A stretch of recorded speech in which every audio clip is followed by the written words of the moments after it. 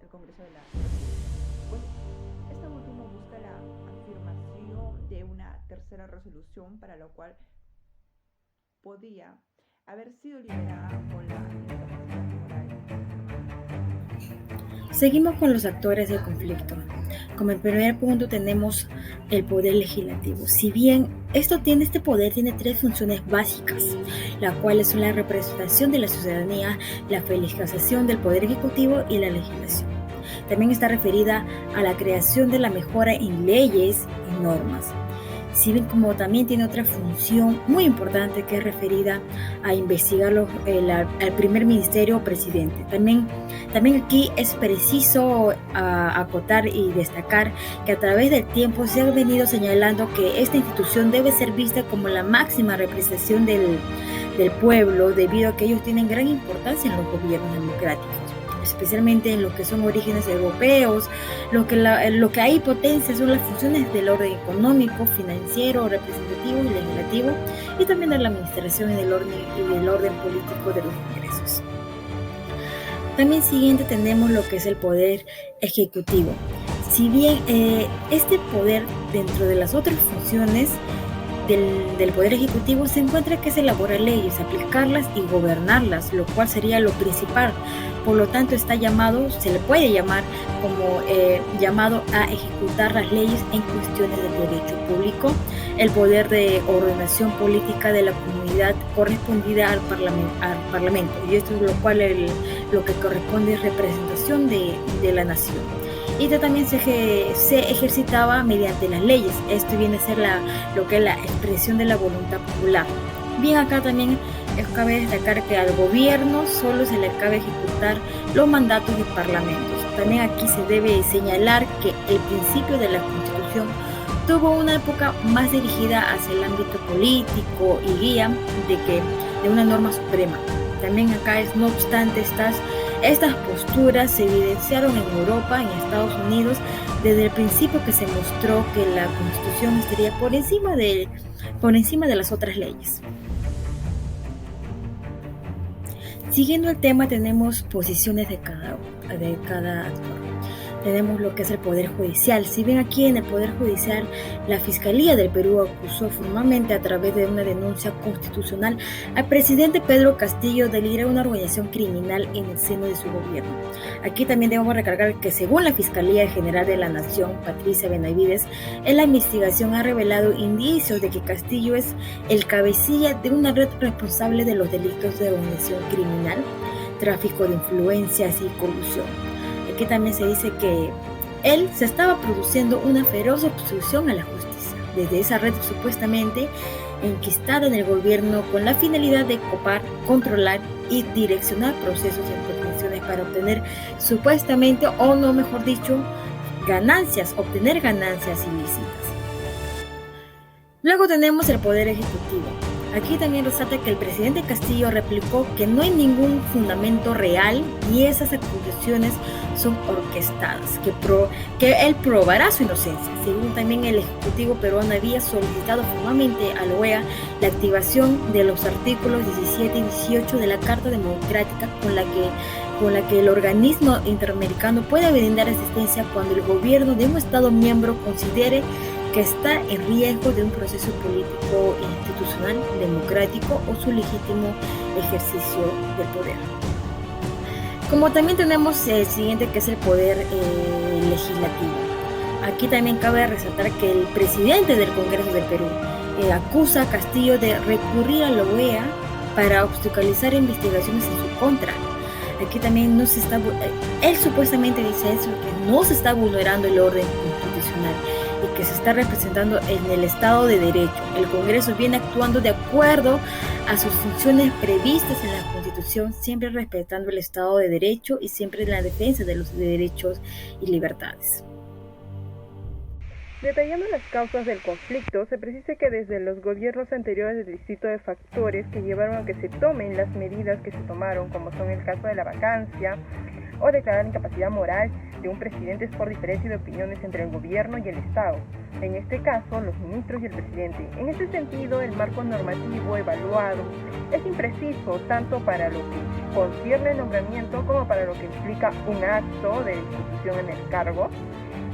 Por ello es posible detallar que se registran procesos de crisis política que afectan la gobernabilidad del país de forma constante.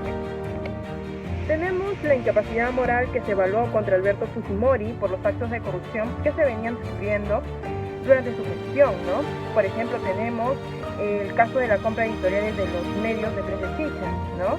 También el cual se evaluó también la incapacidad moral de Alejandro Toledo, ¿no? Por no reconocer la paternidad de una hija extramatrimonial, habiéndose no registrado la sentencia que detalla esta obligación civil familiar en función a la rebeldía del presidente de no presentarse al proceso judicial.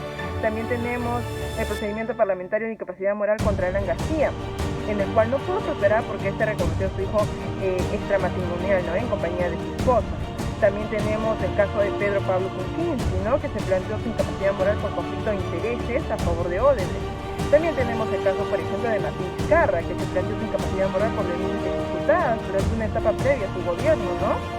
También tenemos el caso de Pedro Castillo, en el cual, debido a las denuncias sobre algunos funcionarios de su entorno personal con claros signos de corrupción, lo demostraban, ¿no? El manejo que tiene su gente para los distintos ministerios. En otras palabras, no es más que el manejo que tiene Pedro Castillo sobre su gente que hace y deshace el gobierno. Ahora, ingresando al tema hasta dónde llegó el conflicto, bueno, desde el año 2017 Perú ha sido un curioso ejemplo de crisis política y de poca gobernabilidad. La crisis entre los poderes ejecutivo y legislativo provocaron un lustro entre 2016 y 2021, en el cual 4 presidentes que se disolvieran, ¿no? Una vez el legislativo. Es así que las elecciones del 2021 y el cambio en el Ejecutivo y en la composición del Congreso no moderaron esta crisis. Es más, los conflictos entre los poderes persisten en la actualidad, ¿no? Al punto en que el presidente Castillo enfrentó el pasado 28 de marzo su segunda moción de vacancia presidencial, ¿no? En la cual no fue aprobado. La amplitud y la dispersión a la interpretación de la vacancia presidencial por incapacidad moral ha sido empleada desde el año 2000 y la única situación registrada fue en marzo de 2022. Este impacto político de la ingobernabilidad ha repercutido severamente en el país, provocando la ausencia de la población en las elecciones presidenciales, ¿no? Del año 2021, donde 1/3 de los electorales empadronados en el registro electoral no participó y provocó que los 2 primeros pasen a una segunda vuelta electoral, ¿no? Y obteniendo un promedio de 2 millones de votos en total de 24 millones. La falta de legitimidad de las autoridades políticas ya está interiorizada en la población peruana, generando una ausencia de garantía en la comunicación entre el Estado con la población. Esta influencia de las relaciones políticas sujetos a la coyuntura han provocado la reelegibilidad de la base normativa constitucional sobre la cual es posible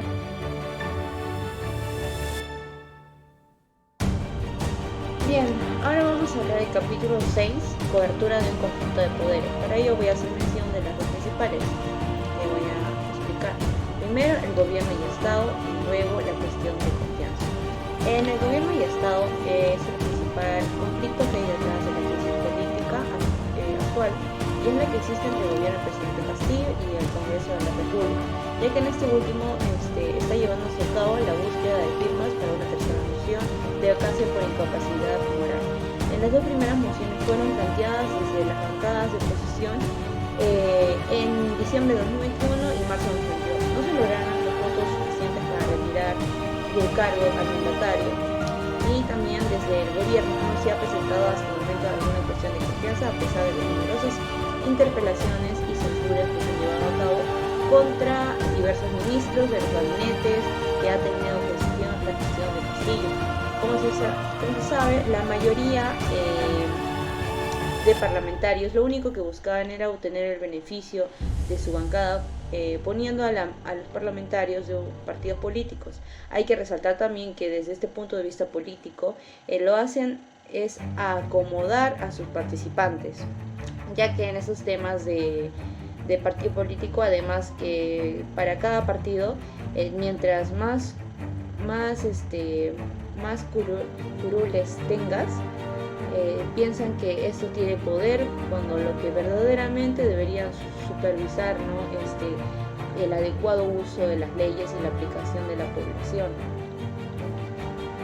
Ahora continuaré explicando la cuestión de confianza. Aquí, por lo cual el Poder Ejecutivo acá solicitó el apoyo del Congreso de la República para el respaldo de una política de gobierno, iniciativa legislativa o decisión de su gestión. A petición del presidente del Consejo, el ministro que representa al gabinete en su conjunto o como ministro individual, es sesión especial del Congreso. Se da el recibimiento del presidente del Consejo de Ministros acompañado de su gabinete, quien explica acá las razones para solicitar la cuestión de confianza. Ahora, las solicitudes se presentan ante la sesión plenaria del Parlamento. Esta medida es constitucional, ya que en la Constitución permite plantear cuestión de confianza. Este recurso se ha previsto en el artículo 133 de la Constitución Política del Perú. Ahora, ¿qué dicen? El presidente del Consejo de Ministros puede plantear ante el Congreso una cuestión de confianza a nombre del Consejo. Si la confianza es rehusada, o si es censurado, o si renuncia o es removido por el presidente de la República, se produce la crisis total del gabinete. Es lo que señala la Constitución Política del Perú 1993. Hay que tener presente en el Tribunal Constitucional, señaló en la sentencia número 006-2018, fundamento 75, lo siguiente.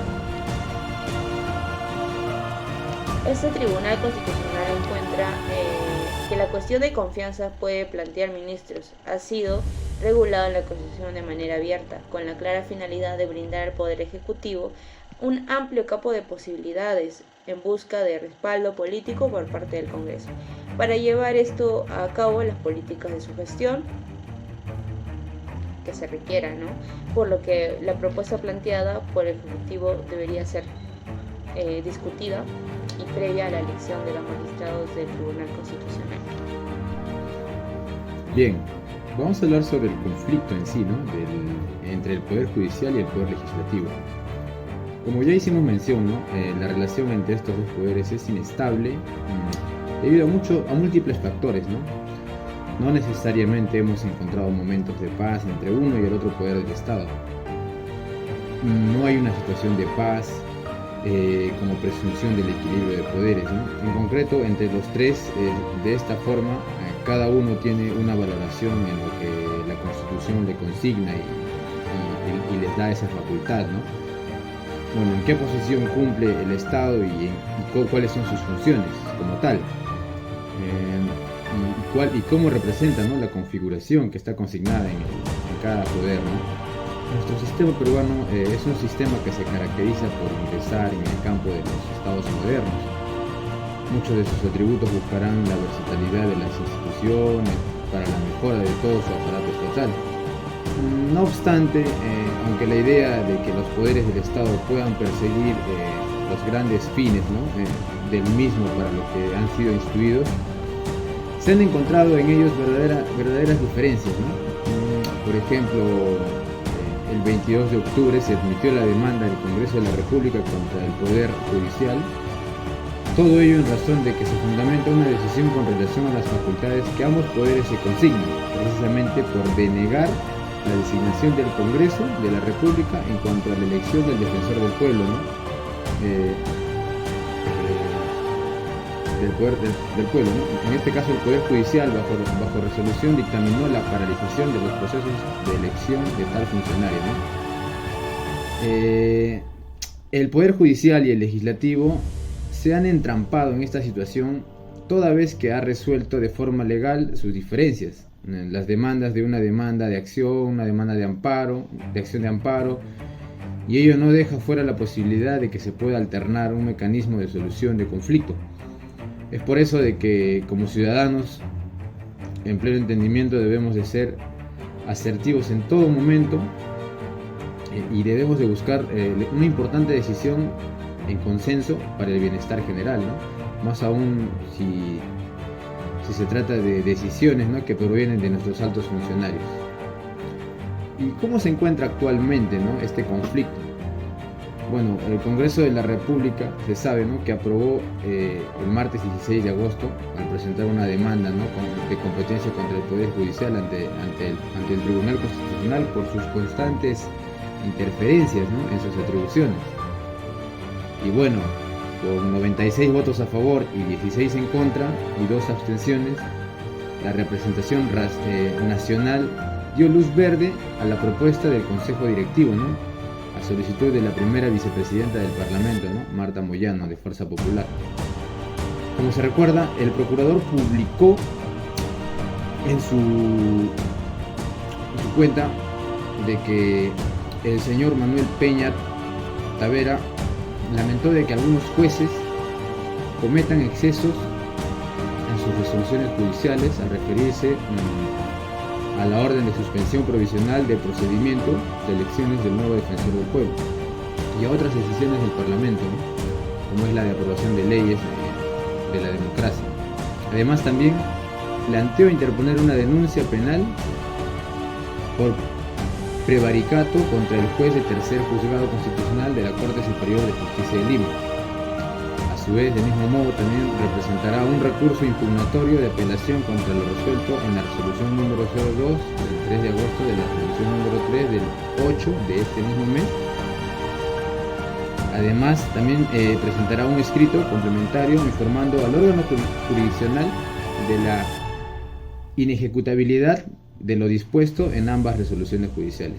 Bueno, finalmente se procederá a la presentación de la ampliación de una queja funcional contra el magistrado John Javier Paredes Salas en su condición de juez a cargo del despacho del Tercer Juzgado Constitucional de Lima.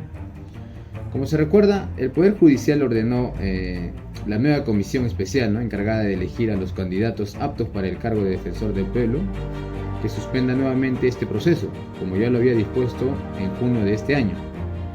El juzgado consideró que la nueva comisión especial, conformada luego de que el Poder Judicial dispusiera, ¿no?, detener el proceso por presuntos vicios que se presentaron, no cumple con requisitos mínimos